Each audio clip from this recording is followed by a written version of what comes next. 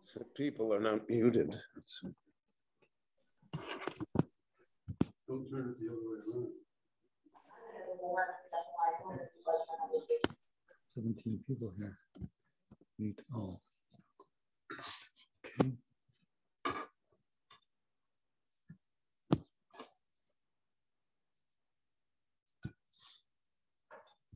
Okay. Muted. Have 17 people here. Boker Tov, everyone.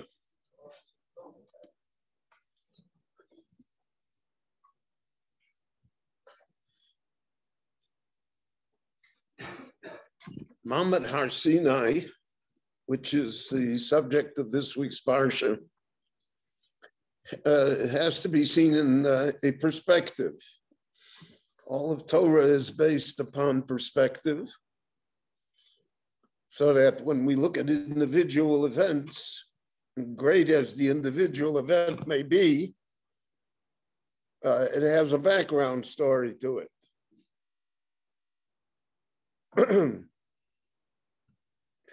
And we find that Rashi points that out to us in the first Rashi in the Torah. Lo Torah tzorich lahaschil elo ma'achodesh hazeh lachem.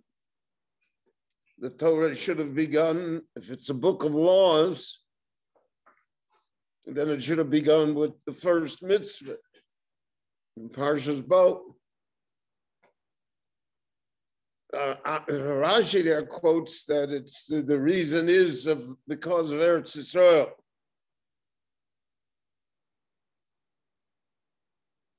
But the basis for that reason is, again, to give us perspective.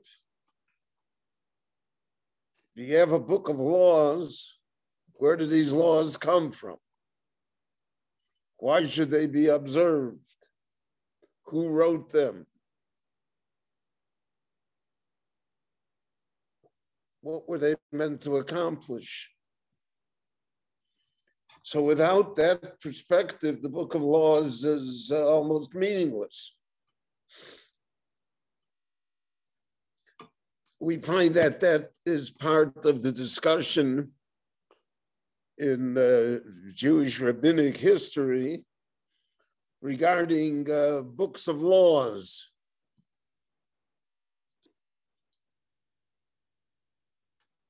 The opposition to the Rambam, to the Mishnah Torah, is not only in what he said, which they may have disagreed with, but that he constructed a book of laws. And that's not what the Torah is. You want to know how to behave, then you have to have the perspective of the Talmud, of the Mishnah, of the oral law that preceded it, of Halacha L'Moshe Misinai. Without that perspective, it's not the original. It's not what it's supposed to be. And therefore they objected to it. When the Shulchan Aruch came out, Rabbi Yosef Karo and later the Ramah, there were many who objected to it. The Marshal and others were bitterly opposed to it. They said because it's a book without perspective. And therefore, really what happened was that if you study the Rambam, you have to study the Nosei Kelim. You have to study the commentaries to the Rambam. And if you study the Shulchan Aruch, you have to study it with the Meforshim to the Shulchan Aruch. Because without that, again, there's no perspective. And that's true of everything in life. That's why we should treasure the memory of our parents and ancestors, because they give us perspective. A part of the terror of assimilation is that you have a generation that grows up that Asher lo yoda as Yosef. Has no perspective. And therefore doesn't know what you're talking about. There's no loyalty to anything. Nothing is important. We make up the rules now.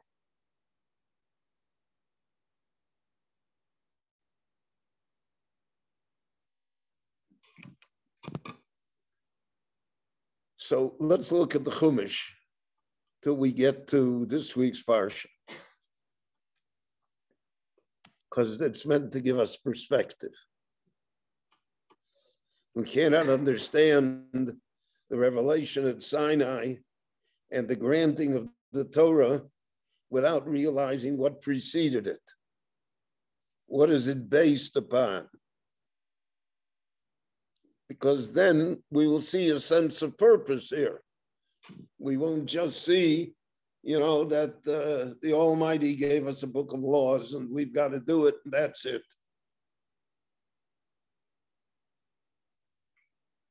Because that doesn't really appeal to people and does not have an eternal or lasting quality to it. So the book begins Bereshis, right? Creation.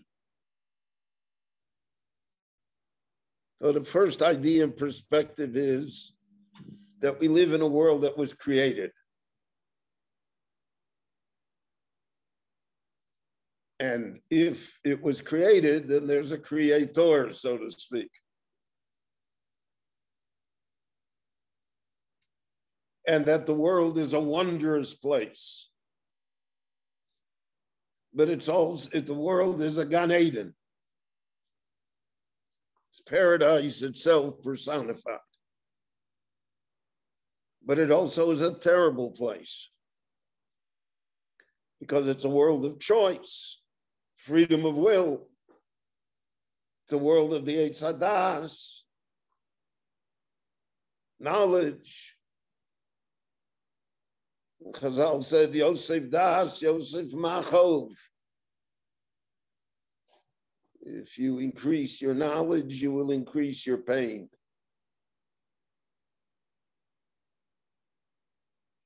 There are so many things in life that all of us would rather not know about.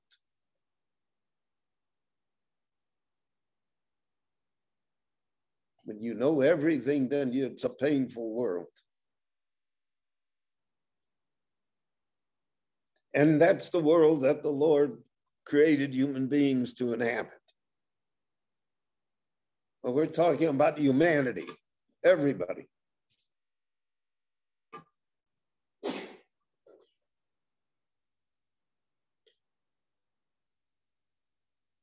And part of the terrible world is that there are natural phenomena of destruction that heaven brings upon humanity.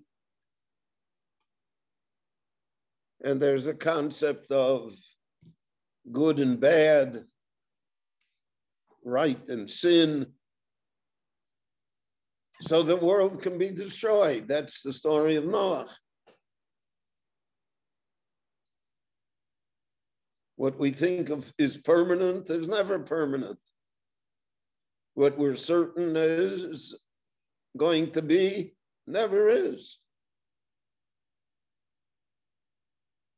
I would have told you 3 years ago that, what happened the next 3 years because of a virus, you'd say, you're not sane. Look what happened. It's a marble. I don't know what the count is, but it's many millions of people have unfortunately passed away because of it.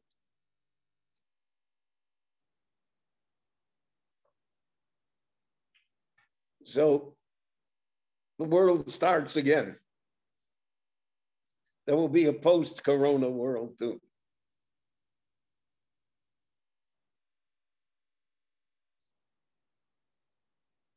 So the world attempts, this is an important point, I feel.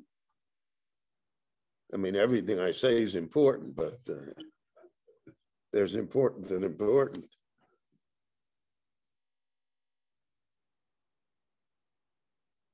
They build a tower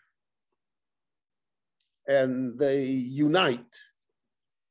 So you have the great idea of a unified humanity. Lashon echad, sofo achat.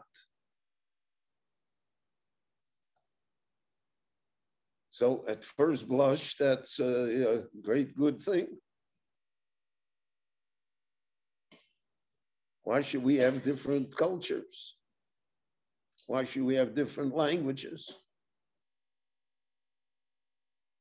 Why do we need Nusach Sfard and Nusach Ashkenaz? Let's all be one. The United Nations. The only thing is that the majority, if it rules, usually is tyrannical and usually is wrong. All of the good ideas of the world have been propelled by minorities, by dissidents, by people who thought out of the box, by nonconformists.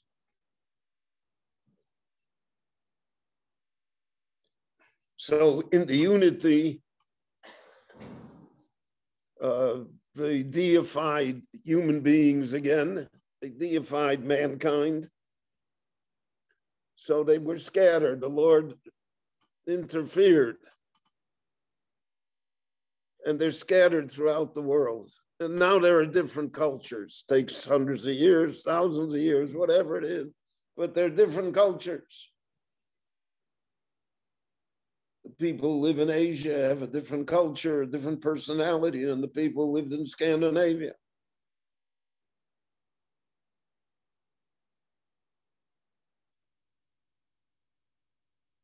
Out of the different cultures,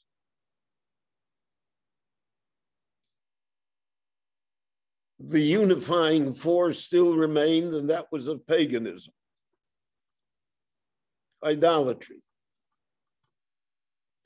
And people created idols in their own image, so that all of the gods of paganism have all of the faults of humanity as well. So in all of the mythology of paganism, whether it be of Nordic paganism or Greek or Roman or Asian, Indian, the gods are not nice people. The gods are like we are. They're selfish. They're violent. They want to rule over other gods.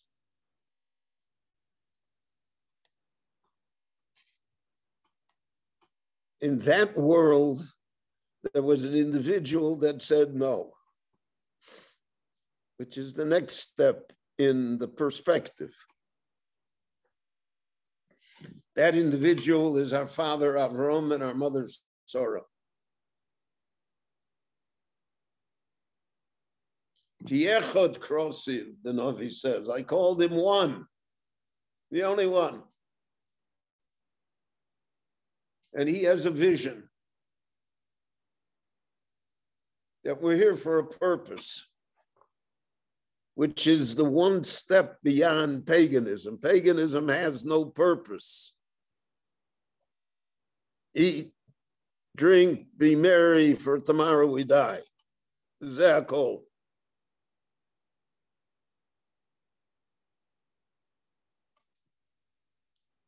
I saw an interview with a leading sports figure in the United States.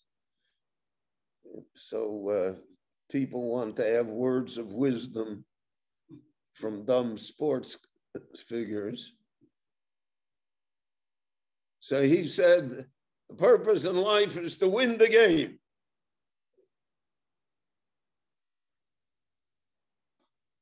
So how do you define that? How do you, if at the end is the end, then how do you win the game? And what is the game? And what's called winning? So Avram Avinu came to define that, Avram and Sarah. Purpose of life, he said, is to help others. That's the Amud HaChesed. To do goodness, to realize that that's the purpose that we are here for. We're here to be positive. We're here to push good things. We are here to be hospitable. And we're here to be moral.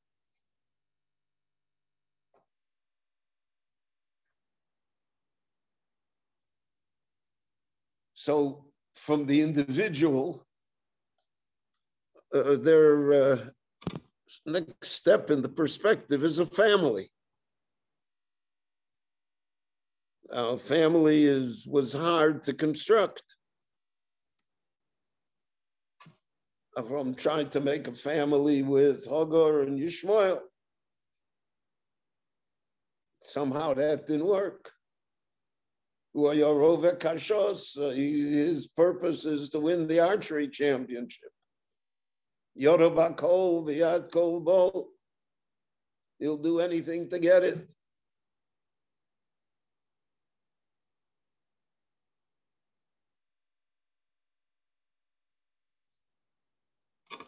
But eventually, they miraculously, Yitzchak is born, and the Ribono Shel Olam now gives this family an identity by the fact that the males will be circumcised. The concept of Milah is to give identity to the family.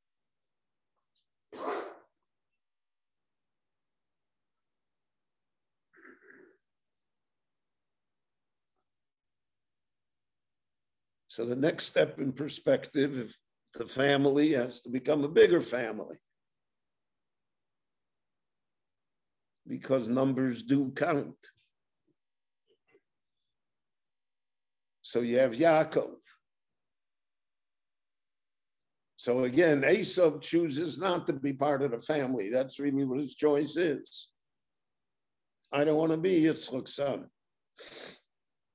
I don't want to subscribe to that. So he reverts back to paganism. And that's what it means that he is a hunter. He's a predator. The world is full of predators.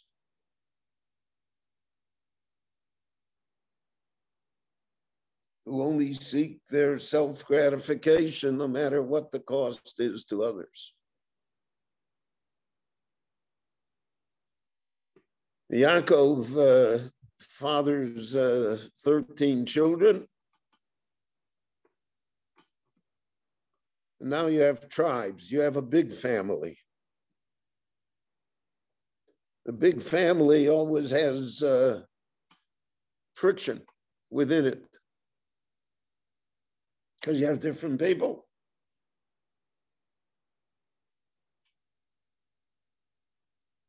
And how do you handle the friction? So we have the example of Yosef and his brothers, where the brothers are willing, again, this is the perspective, The brothers are willing to destroy the family because of an idea that they have that they're being persecuted, discriminated against. Their father doesn't see it, and they do. So you have the whole story of Yosef and the brothers. And at the end, you have a family structure again. But the memory of that division is not forgotten, didn't disappear. And therefore, within families and within the Jewish family, there always were and there will always be differences. Differences of opinion, of outlook, of personalities.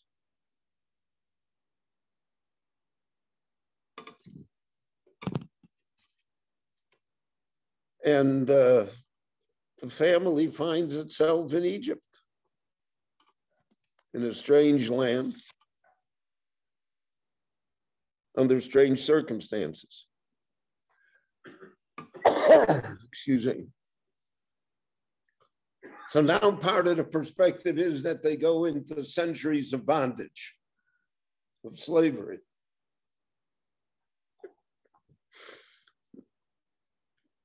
One of the ideas of the perspective is that it is hardship that unites and melds a family together more than good times and prosperity. Chazal say, Yisrael. The Jewish people do better when they have less than when they have more.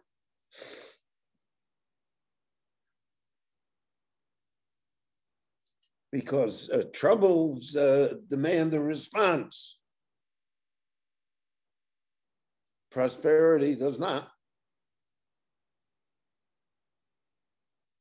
One of my favorite stories is that the parents had a child, and until Johnny was 5 years old, he never said a word.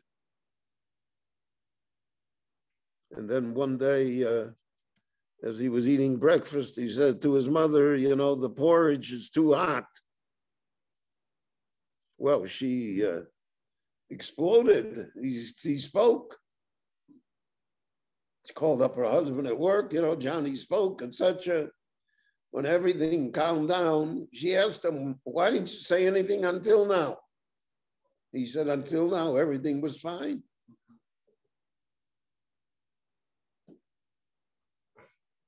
When everything is fine, so it's fine. The nation is always hardened, it's annealed by the difficulties that it faces in accomplishment.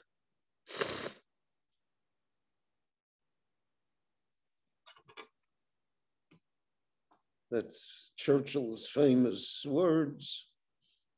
He said, I have nothing to offer but blood, tears, toil, and sweat. That's what got the Allies through the Second World War.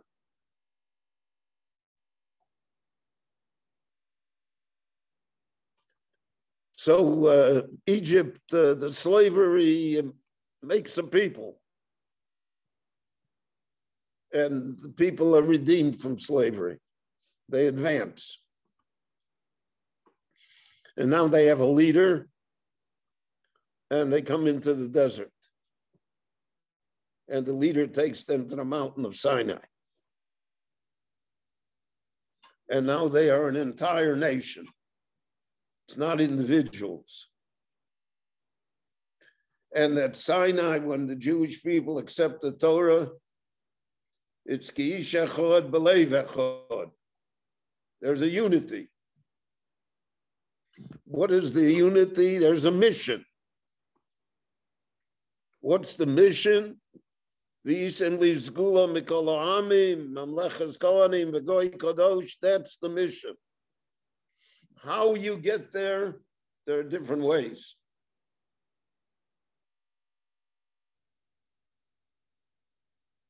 But with the mission, there's, so to speak, a guidebook. That becomes the Torah. The guidebook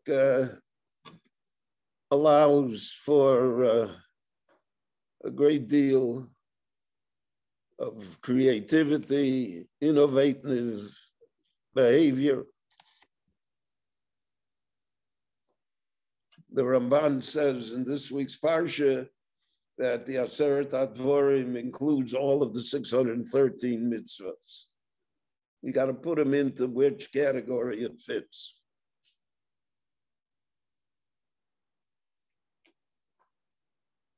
And the mission is incumbent upon everyone. That's B'lei Echad Gish Echad. Everybody has to feel that they were the only one at Sinai. And they were the ones that got the mission.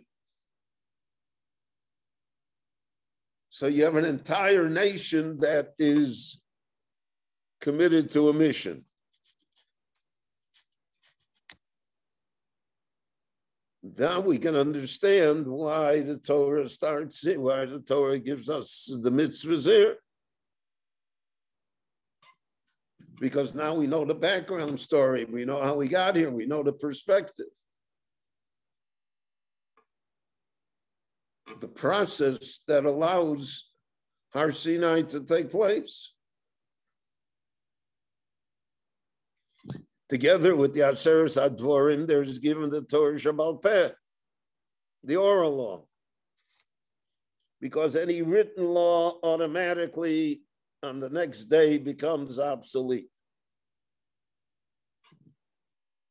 Because circumstances change.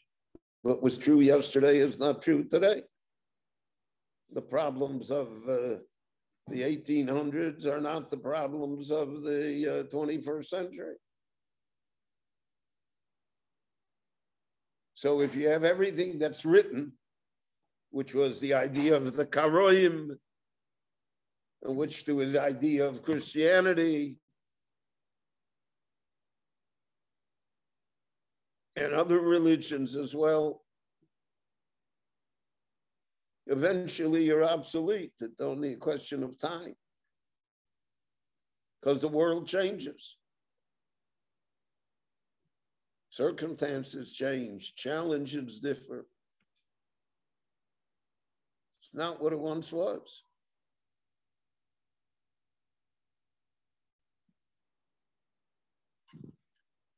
So therefore, the Torah Shebal Peh is the necessary adjustment, so to speak, to the revealed Torah, because it allows the revealed Torah to become a living Torah that will always be able to inspire and adapt to given circumstances, no matter what they may be, and whenever and wherever they may occur. And that's the basic argument that always existed within the Jewish people. Is the Torah Shebal Peh divine? Who gave it to us? Do you see today, there are many Jews that are not necessarily observant, but they believe there is a Torah Shebal Peh. They just say that he has the freedom not to observe it. But there are those that say there never was a Torah Shebal Peh, or that the Torah Shebal Peh is fiction.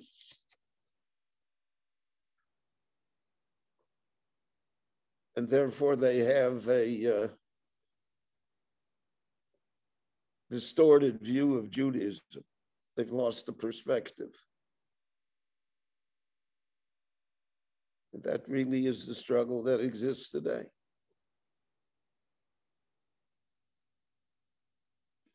So the rabbinic world always felt that reform was a far greater deviation than secularism.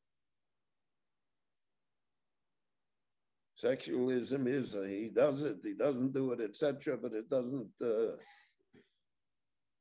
redefine Judaism. It just says, I don't believe in Judaism. Okay, good, but you'll change your mind later. But if you redefine Judaism to meet other goals and other ideas that are foreign to it in order to make it more comfortable to you, that's a different matter completely. That's the loss of perspective.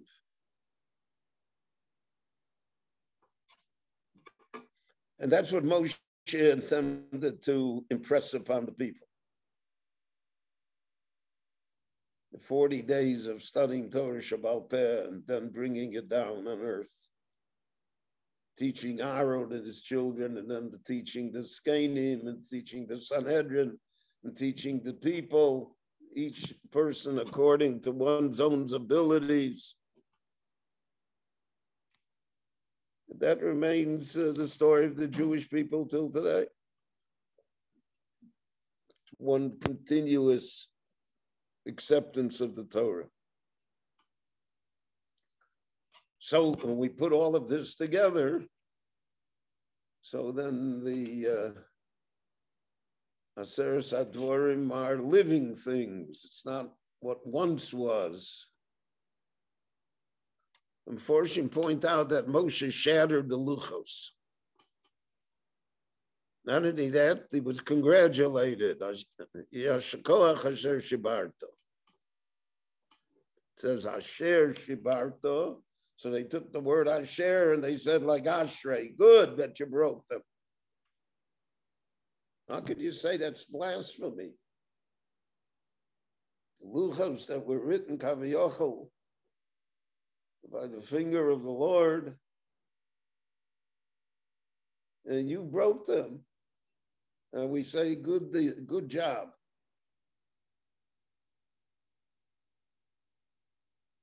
So there are many interpretations, but one that fits with this idea of perspective is the Rabboni Shalom told us you can live without the luchos.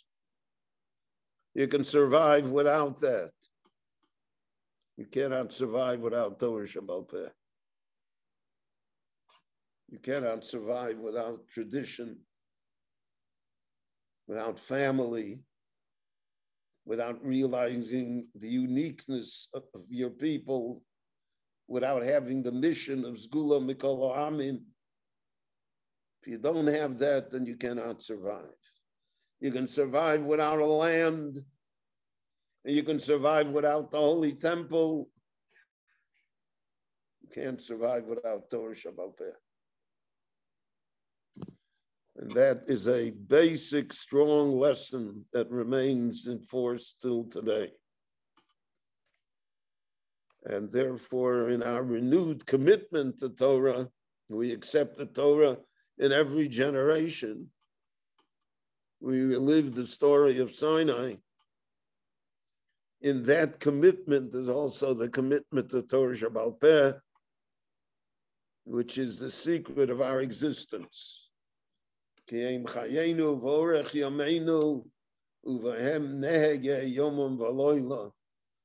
Worthy of constant study. That's why we admire Talmidei Chachamim.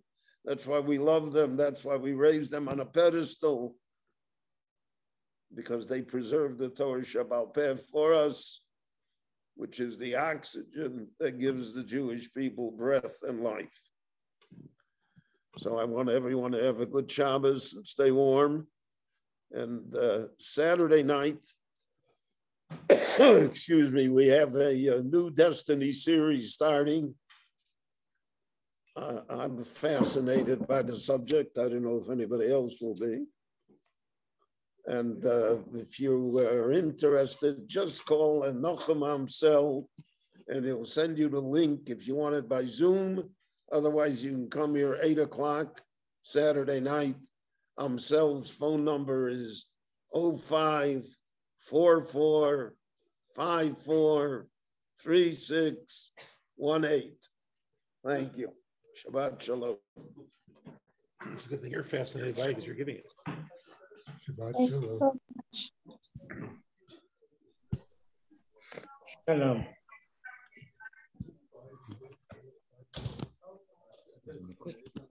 Doesn't want to quit. It's so good. Yeah, so that's my point. Rabbi Wein, tell me once the phone number again.